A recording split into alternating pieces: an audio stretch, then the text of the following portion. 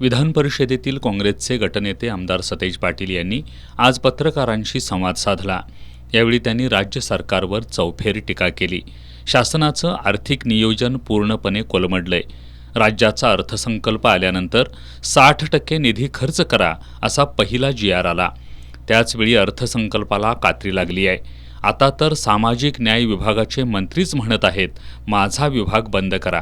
एवढं मोठं वक्तव्य मंत्रीच करत असतील तर महाराष्ट्राची आर्थिक घडी किती विस्कटली आहे हे महाराष्ट्राला दिसत असल्याची टीका त्यांनी केली। विधानसभा निवडणुकीत महायुती सरकारनं लाडकी बहीण योजनेच्या रकमेत वाढ करून 2100 रुपये देण्याचं आश्वासन दिलं। मात्र 1500 रुपये देखील महिलांना वेळेत मिळत नाहीत। त्यामुळे लाडकी बहीण निवडणुकीनंतर राज्य सरकारला सावत्र झाली आहे का अशी टीकाही त्यांनी केली। शासनाचं आर्थिक नियोजन पूर्ण कोलमडलेलं आहे हे एकूण दिसून येते। कारण की बजेट झाल्यानंतर 60%च खर्च करा या पद्धतीचा पहिला GR आला। तिथंच सगळ्या बजेटला कात्री लागली आहे हे लक्षात आलेलं आहे। आणि लाडकी बहीण निवडणुकीनंतर सावत्र झालेले हे आम्ही सातत्यानं सांगतोय। आता एप्रिल महिन्याचे सुद्धा पैसे मिळालेले नाहीत। 2100चं स्वप्न अजून स्वप्नातच त्या ठिकाणी राहिलेलं आहे। आणि आता तर खुद्द मंत्रीच म्हणत आहेत की माझा विभागच बंद करा। म्हणजे सामाजिक न्याय विभाग हा जुना विभाग आहे जो न्याय देण्याचा प्रयत्न प्रवर्गाला या ठिकाणी करतो, तोच बंद करा। एवढं मोठं वक्तव्य जर मंत्री करत असतील तर मग घडी किती विस्कटलेले हे चित्र महाराष्ट्रामध्ये दिसून येतं। नाही, काही वेळापूर्वी प्रकाश आंबेडकर यांनी देखील बोलताना कबूल केलं की आम्हाला निधीची कमतरता आहे किंवा आमची कसरत हे सगळं सांभाळताना होते इतर विभागांना। नाही, म्हणजे निवडणुकीपूर्वी जी घोषणा केली होती ती घोषणा करताना त्याचा विचार केला नव्हता का की या सगळ्या गोष्टीचं आर्थिक नियोजन पुढं करावं लागणार आहे। म्हणजे फक्त मतं घ्यायसाठीच या घोषणा झालते असं संजय शिरसाटांच्या एकूण वक्तव्यातनं आणि ह्याच्यावरून दिसून येते। पत्रकार बैठक घेत असताना कर्जमाफी संदर्भात विधान केले की कोणी आश्वासन दिलं? नाही, आता ज्यावेळी सरकारमध्ये सन्माननीय अजितदादा उपमुख्यमंत्री म्हणून काम करतायत सामुदायिक जबाबदारी असते। ज्यावेळी एखाद्या प्रश्नाचं उत्तर द्यायचं असेल त्यावेळी म्हणतात ही सामुदायिक जबाबदारी आहे, मी उत्तर देतोय म्हणजे ते सामुदायिक आहे असं तिघंही म्हणतात। मुख्यमंत्री सन्माननीय देवेंद्र फडणवीसजींनी जाहीरपणे सांगितलं होतं की आमचं सरकार आल्यानंतर आम्ही कर्जमाफी करू। तोच व्हिडिओ आम्ही परत सगळ्यांना दाखवतोय की तुम्ही बोलला होतात। उपमुख्यमंत्री अजित पवार यांनी कर्जमाफीचं आश्वासन मी दिलं होतं काय असा प्रतिसवाल पत्रकारांना करत शेतकऱ्यांच्या कर्जमाफीवरून हात वर केलेत। यावर बोलताना आमदार सतेज पाटील यांनी अजितदादा उपमुख्यमंत्री पदावर काम करत असून ते एक सामुदायिक जबाबदारी पार पाडत आहेत। जेव्हा एखाद्या प्रश्नाचं उत्तर द्यायचं असतं तेव्हा ते सामुदायिक आहे असं तिघंही म्हणतात।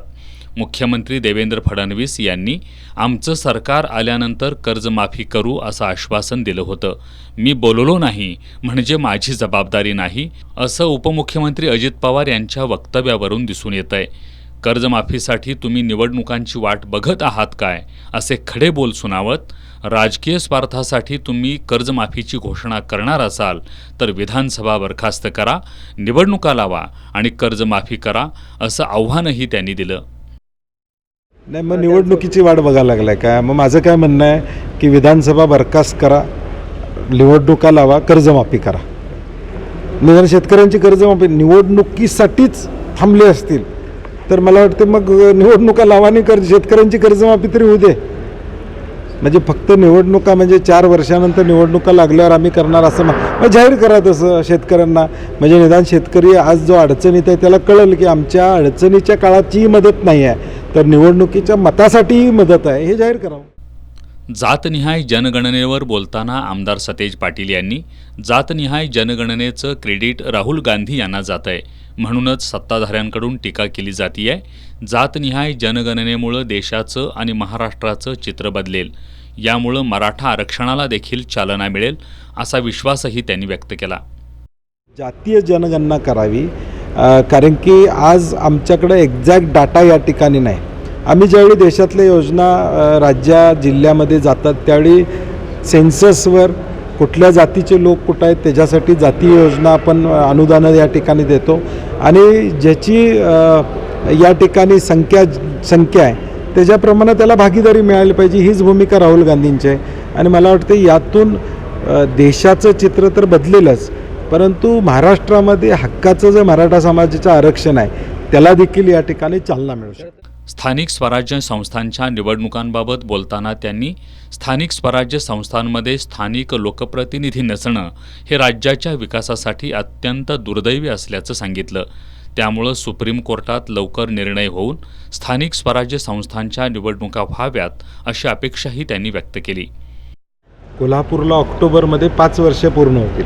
प्रशासकाची कारकिर्दीला 5 वर्ष कोल्हापूर महापालिकेला पूर्ण होतं. नवी मुंबई मला वाटते आमच्याबरोबरच आहे, नांदेड आमच्याबरोबर त्या ठिकाणी 5-5 वर्ष स्थानिक स्वराज्य संस्थेमध्ये लोकप्रतिनिधी नसणं हे अत्यंत महाराष्ट्राच्या विकासाच्या दृष्टीनं दुर्दैवी, आणि आमची अपेक्षा आहे की सुप्रीम कोर्टात लवकर हिअरिंग होऊन त्याचा निर्णय होऊन निवडणुका व्हाव्या. शक्तिपीठ महामार्गाला प्रत्येक ठिकाणाहून विरोध होतोय, मात्र राज्य सरकार महामार्ग करण्यावर ठाम का आहे असा सवाल त्यांनी उपस्थित केला. काही दिवसांपूर्वी झालेल्या काँग्रेसच्या अधिवेशनात अनेक महत्त्वपूर्ण निर्णय घेण्यात आले. जिल्हा काँग्रेस अध्यक्षांना ताकद देणं, तसंच येणाऱ्या काळात जिल्हा स्तरावर काँग्रेस पक्ष अधिक बळकट करणं आणि संघटनात्मक बळ देण्याचा निर्णय या अधिवेशनात घेण्यात आल्याचं आमदार सतेज पाटील यांनी सांगितलं.